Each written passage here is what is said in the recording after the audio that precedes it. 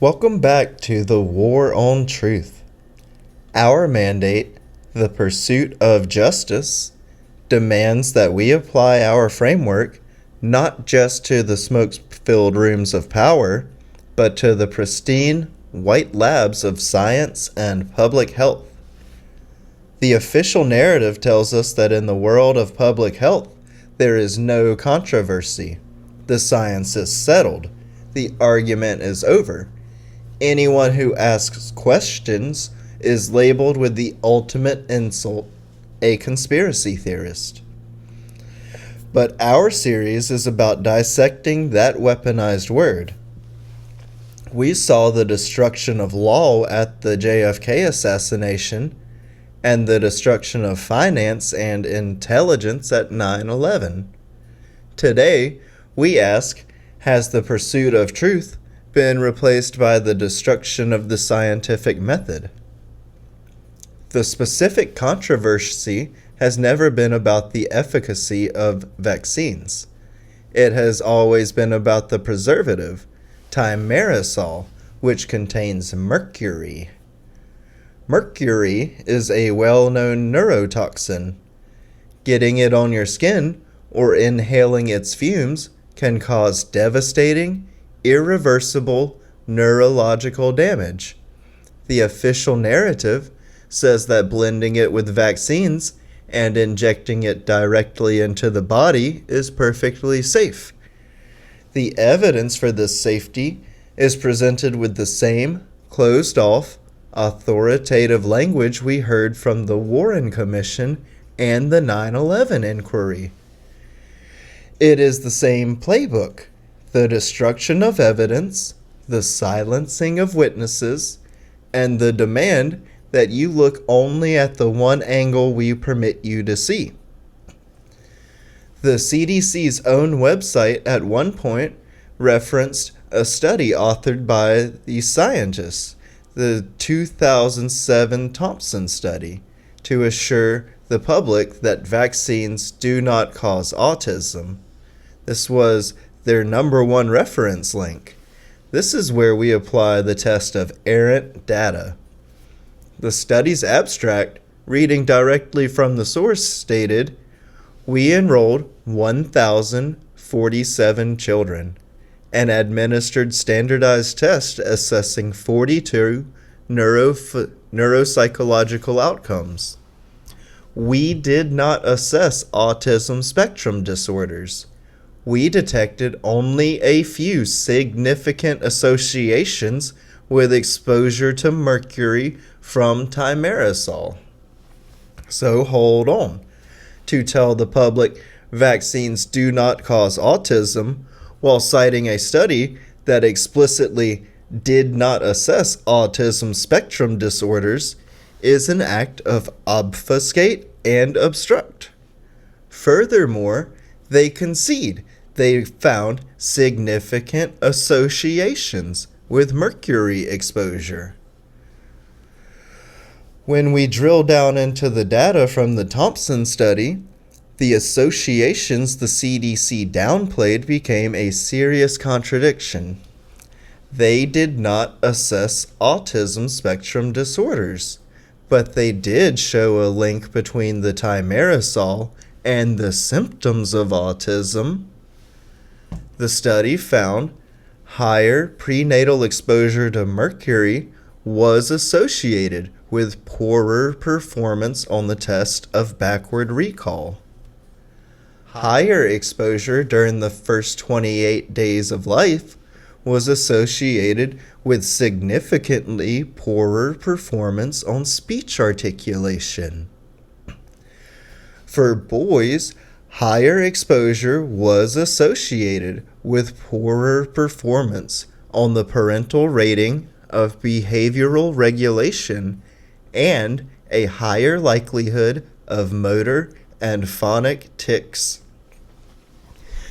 The official narrative dismisses these significant findings because they were equally divided between positive and negative effects. We apply inference to the best explanation. If you are a parent, Are you satisfied with the trade-off that your child might have better fine motor coordination, but simultaneously struggle with speech articulation, attention, and executive functioning? The official narrative requires you to ignore the negative neurological consequences in exchange for the convenience of its conclusion.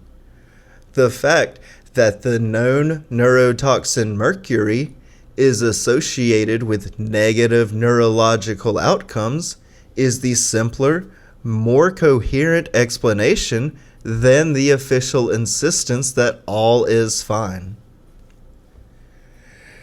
The most egregious red flag is the failure to adhere to the core tenets of the scientific method, which should be the highest law in public health. The TAUSI study, also cited by the CDC as definitive proof of safety, presents a shocking violation of basic research methodology. This was a randomized controlled trial, the supposed gold standard. The study design gave one group of children a certain amount of mercury-containing vaccine, and the other group twice as much mercury-containing vaccine. And then they declared that because both groups suffered neurological effects at the same rate, the mercury was not harmful. This is the deliberate destruction of methodology. We apply the test of falsifiability. What evidence would prove this theory wrong? The only honest answer is the inclusion of a zero exposure control group. Children who received vaccines without the Thimerosal preservative, or children with no exposure at all, to determine the baseline rate of the studied outcomes.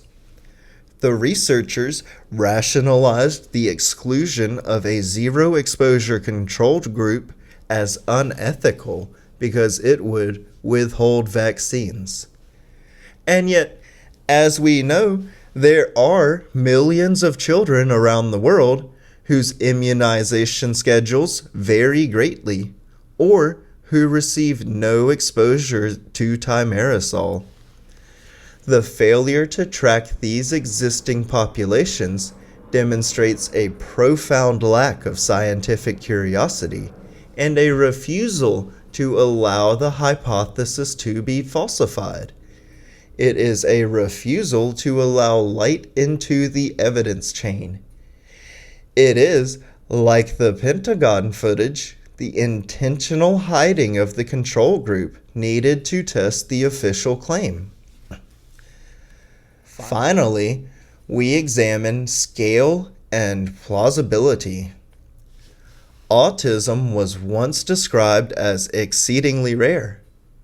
Today, the rate has skyrocketed from 1 in 150 a few generations ago to 1 in 40 today.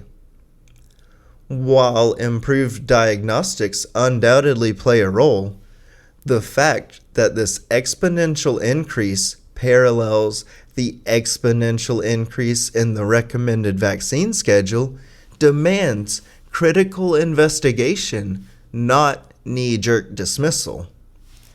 There are millions of people with stories to tell. To dismiss them without rigorous, unbiased investigation, to simply label them conspiracy theorists, is an indication of a cover-up, not evidence of nothing to see. When we see the systematic suppression of data, the citing of studies that contradict the very claims they are meant to support, and the refusal to use basic control groups, we are not witnessing sound science. We are witnessing the iron grip's immunity shield being applied to public health. We are fighting the war on truth.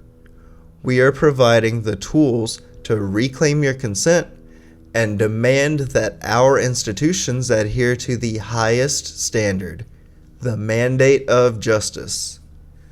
Join us next time as we take on the oldest conspiracy theory of all, the pyramids.